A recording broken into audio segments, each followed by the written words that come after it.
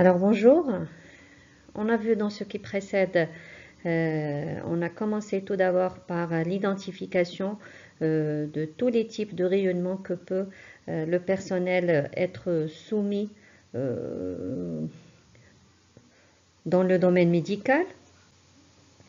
Donc on a fait le classement, on a bien compris l'origine et la nature. Ensuite, on a vu comment mesurer le danger et comment mesurer cette exposition. Évidemment, ce sont les grandeurs dosimétriques et c'est les grandeurs de protection, à savoir l'équivalente dose et la dose efficace. Ensuite, nous avons vu les principes de la radioprotection, la justification, l'optimisation et la limitation. Et dire limitation, c'est les limites de dose que le personnel ne doit pas dépasser. Et sur cette base et dans le contexte réglementaire, le personnel travaillant dans les ambiances où il y a les rayonnements ionisants peuvent être répartis en deux catégories. La catégorie A c'est-à-dire directement affectée aux travaux utilisant les rayonnements ionisants, et la catégorie B, et donc là c'est non directement, et ça concerne surtout les secrétaires. Alors sur cette base de classification, les limites de dose réglementaires sont vraiment réparties comme suite. 20 millisieverts en dose efficace catégorie A, 150 pour le cristallin, ça c'est la dose équivalente, 500 millisieverts c'est-à-dire pour les extrémités, et là ce sont les limites annuelles. Il y a aussi c'est-à-dire la limite d'exposition que ne doit pas dépasser une femme enceinte, le public et encore les apprentis, ceux qui font par exemple le stage, et c'est-à-dire que c'est les mêmes limites que la catégorie B. Alors après ça, nous avons vu les mesures qu'il faut prendre pour se protéger. Et là, on a vu le temps, la distance et les écrans. Toujours dans le programme de radioprotection, cette fois, on va voir la surveillance radiologique individuelle.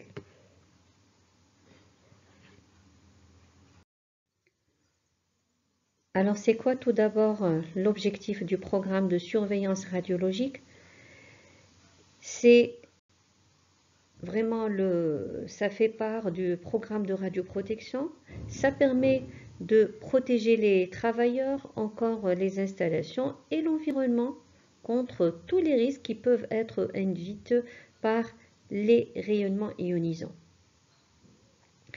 Et en quoi consiste la surveillance individuelle? C'est une mesure du rayonnement cumulé pendant une certaine période bien définie et pour chaque personne travaillant dans un milieu qui utilise les rayonnements ionisants.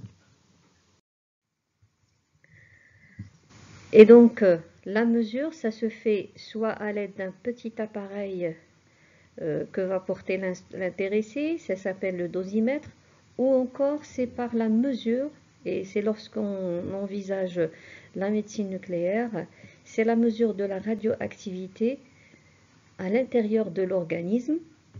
Cette mesure peut se faire au niveau des urines ou des excréta et ça permet de donner une estimation de la dose absorbée par les organes. Et évidemment là, ça sous-entend que la personne a été contaminée. Je reviens à la surveillance individuelle pour dire qu'elle est vraiment obligatoire pour la catégorie A et elle est seulement recommandée pour la catégorie B.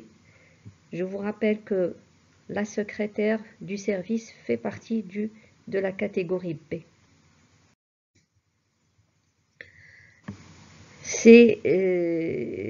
Il faut encore dire que la catégorie A, elle est susceptible de recevoir les 3/10 des limites réglementaires. alors que la catégorie B, c'est-à-dire elle est susceptible de recevoir une dose inférieure ou égale aux 3/10 des limites. Et là, je vous rappelle que la limite légale annuelle pour la dose efficace, c'est les 20 millisieverts.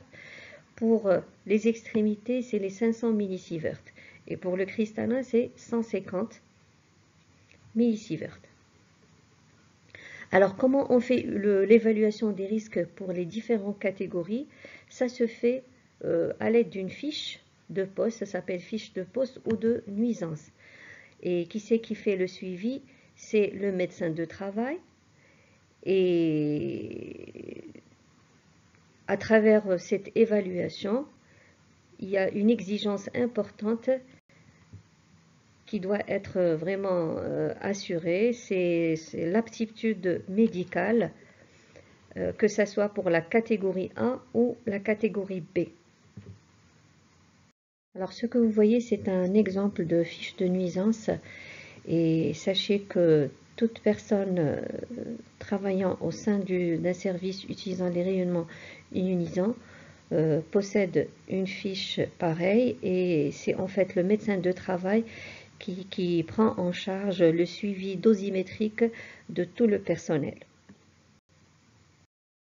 La dosimétrie individuelle ou la surveillance de l'exposition externe reste vraiment le moyen le plus sûr pour apprécier les risques réels du poste que va occuper chaque personne au sein du service.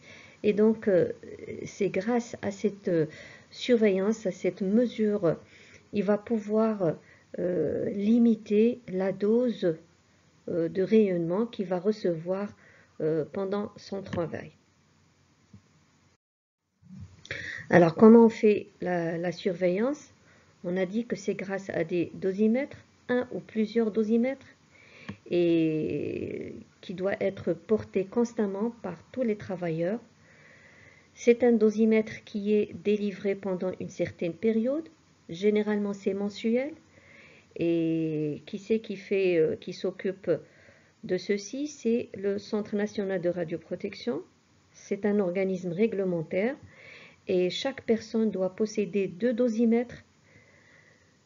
À la fin du mois, le CNRP ou le Centre national de radioprotection, il vient pour récupérer le dosimètre et pour le vider, pour faire la lecture, et tout en remettant le second aux travailleurs. Et donc c'est en fait une mesure de la dose cumulée pendant tout le mois.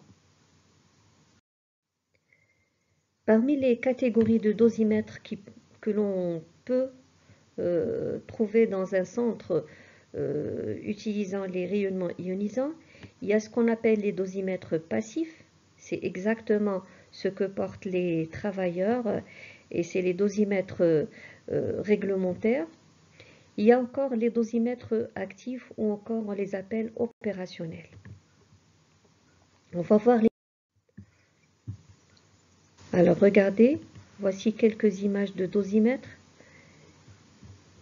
Du côté de gauche vers la droite, il y a un bracelet, et vous voyez à côté du bracelet, il y a une petite pastille, c'est un détecteur, et donc certainement ça permet de mesurer l'équivalent dose au niveau de la main. La deuxième image, c'est encore un exemple de dosimètre pour mesurer la dose au niveau des doigts. Le troisième, c'est un autre modèle. Ça se présente sous forme de bague. Et à côté de cet emballage, de ce support, si vous voulez, en plastique, il y a ces pastilles. Et ce sont les détecteurs. En bas et du côté gauche, vous avez un dosimètre électronique. Et à côté, il y a un dosimètre corps-entier. C'est un dosimètre qui est passif. Donc vous voyez que il y a une panoplie d'instruments qui permettent de mesurer la dose que va recevoir le travailleur. C'est tout simplement ça permet de mesurer la dose les deux grandeurs de, enfin, ça permet de mesurer la dose efficace, la dose équivalente au niveau des extrémités. Et encore pour le dosimètre électronique, ça permet de donner la dose réelle et immédiate une fois que vous êtes dans une ambiance où il y a des rayonnements ionisants. On va voir les détails par la suite et les principes de chacun de ces dosimètres.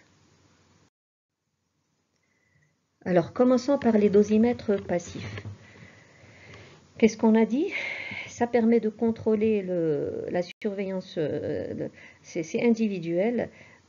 C'est un contrôle de l'exposition de chacun des travailleurs et ça se fait en temps différé. Alors, que signifie en temps différé?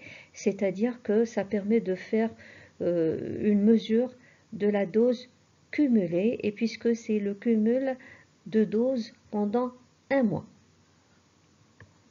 Il y a plusieurs types de dosimètres, chacun a son principe physique différent de l'autre. On distingue les dosimètres photographiques, les dosimètres thermoluminescents, on les appelle aussi TLD, et c'est exactement ce que vous retrouvez maintenant actuellement dans les centres utilisant les rayonnements ionisants, c'est-à-dire dans les hôpitaux. Il y a aussi les dosimètres OSL, il y a les dosimètres radiophotoluminescents, etc. Donc chacun a son principe physique et on va voir un petit peu les détails qui correspondent aux dosimètres photographiques et thermoluminescents. Encore une fois des images.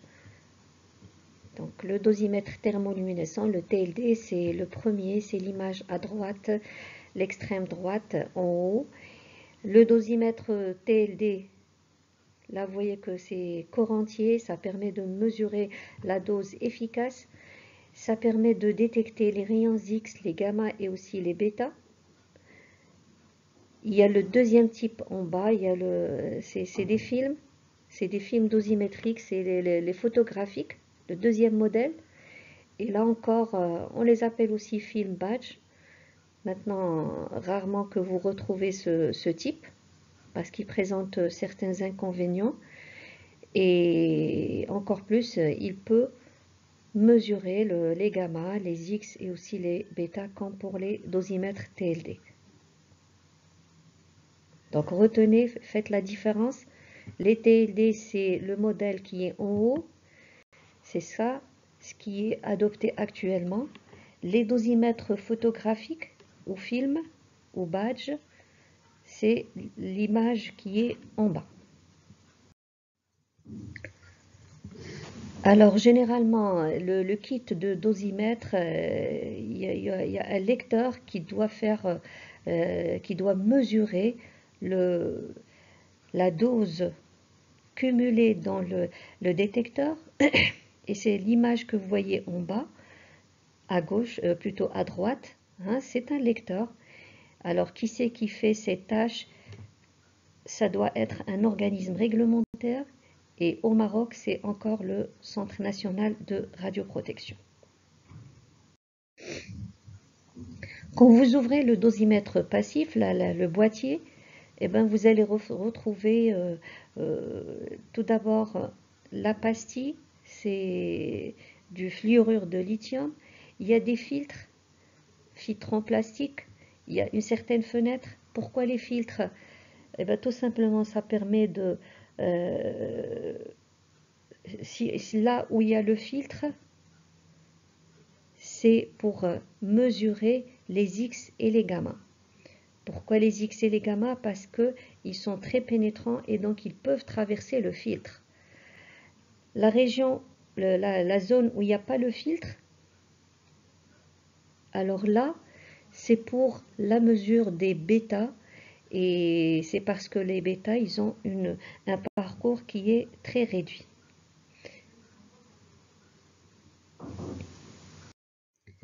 Alors, voyons le principe physique des dosimètres passifs. Là, ce que vous voyez, c'est le type de dosimètre photographique. Alors, c'est quoi le principe? C'est juste une émulsion qui se trouve à l'intérieur du dosimètre. C'est une émulsion photographique et c'est du bromure d'argent. Alors, à propos de ces émulsions, c'est exactement comme pour les films étalonnés. Les densités optiques, c'est-à-dire la mesure de la dose, ça se fait après un certain développement. Donc, c'est du bromure d'argent et c'est une émulsion qui se trouve bien protégée dans un sachet et par des écrans. Pour mesurer cette densité et qui est proportionnelle à la dose, on fait un développement. Alors, qu'est-ce qui se passe exactement pour ces dosimètres photographiques? Eh bien, cette émulsion de bromure d'argent, qui est le Br-Ag+, une fois qu'elle est traversée par un rayonnement ionisant, le rayonnement, il va arracher un électron du Br- pour donner le Br plus cet électron libre. Et cet électron, il va être attiré par le Ag+, pour donner ce dépôt. C'est un dépôt de l'argent. C'est des atomes qui sont neutres. Et c'est ça ce qui forme l'image latente. Alors, pour la lecture, pour la mesure, on fait un développement et une lecture par dosimétrie. Le deuxième type de dosimètre passif, c'est les thermoluminescents ou encore les TLD. C'est exactement le même principe, c'est-à-dire c'est une mesure de dose cumulée pendant une certaine période bien définie. Généralement, c'est un mois. Alors, le principe, cette fois physique, cette fois, c'est un petit détecteur de fluorure de lithium. C'est une pastille qui se trouve à l'intérieur du boîtier.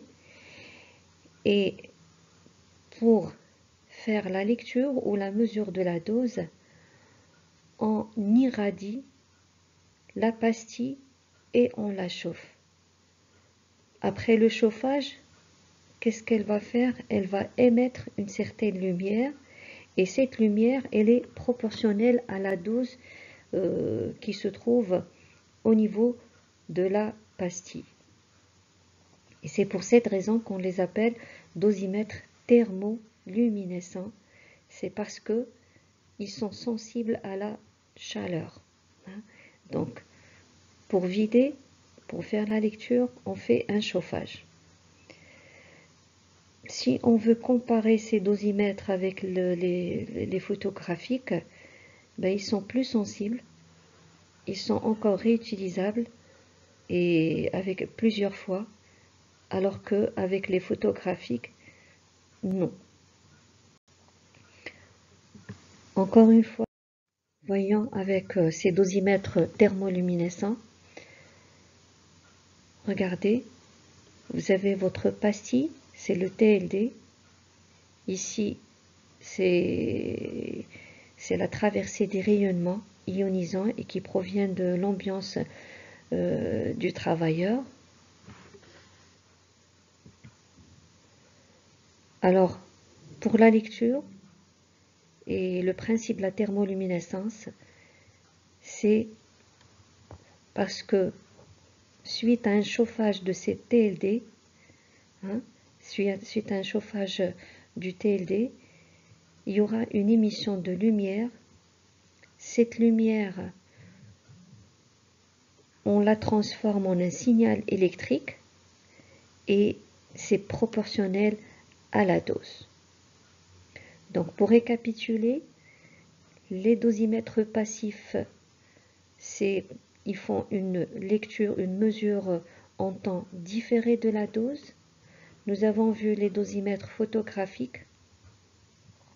C'est une émulsion, c'est du bromure d'argent et une fois qu'ils sont traversés par les rayonnements, ils provoquent un dépôt d'argent qui constitue l'image latente et qui doit être développé, il doit subir un développement Et le principe de la mesure, c'est une mesure de la densité, en fait, qui se trouve au niveau de l'émulsion. Alors que pour les dosimètres thermoluminescents, c'est du fluorure de lithium, et c'est-à-dire CTLD, ils sont très sensibles, ils répondent plutôt à la chaleur, et c'est pour ça qu'un chauffage, pendant la phase de lecture, un chauffage produit une certaine lumière, et cette lumière, on la transforme grâce à ce qu'on appelle les photomultiplicateurs à un signal électrique, et cette lumière, si vous voulez, elle est proportionnelle à la dose.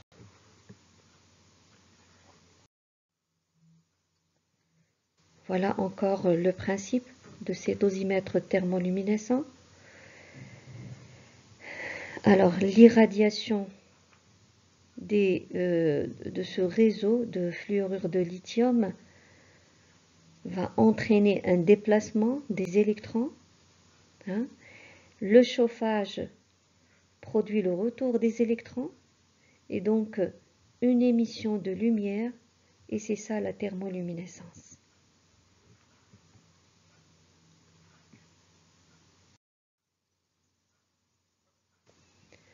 Le deuxième type de dosimètre, c'est les dosimètres actifs ou opérationnels.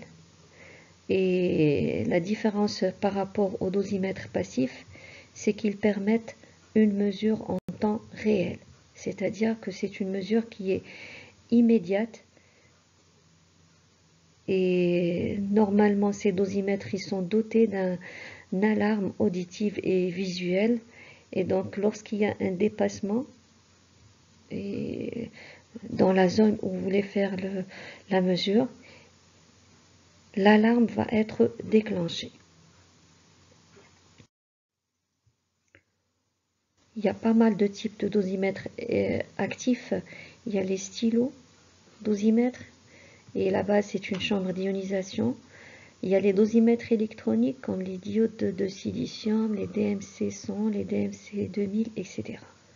Donc ça, vous les retrouvez, vous devez les retrouver dans les centres qui utilisent le rayonnement ionisant, et c'est surtout dans les zones qu'on va avoir et qu'on appelle zones contrôlées.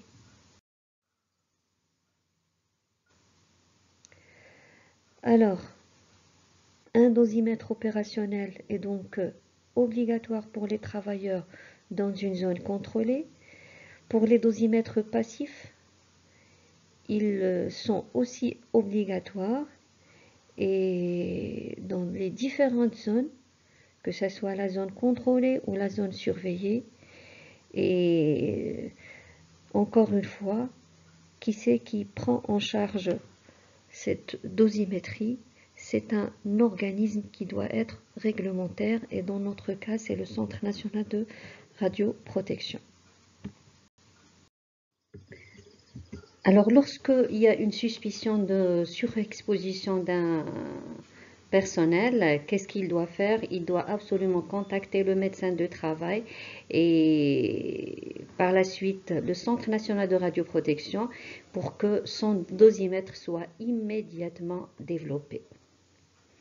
Alors, passons maintenant à l'exposition interne. Tout ce qui concerne l'exposition externe, c'est exactement la dosimétrie, c'est la dosimétrie individuelle, c'est les dosimètres passifs, et actuellement c'est le TLD qui est utilisé, et c'est encore les dosimètres opérationnels.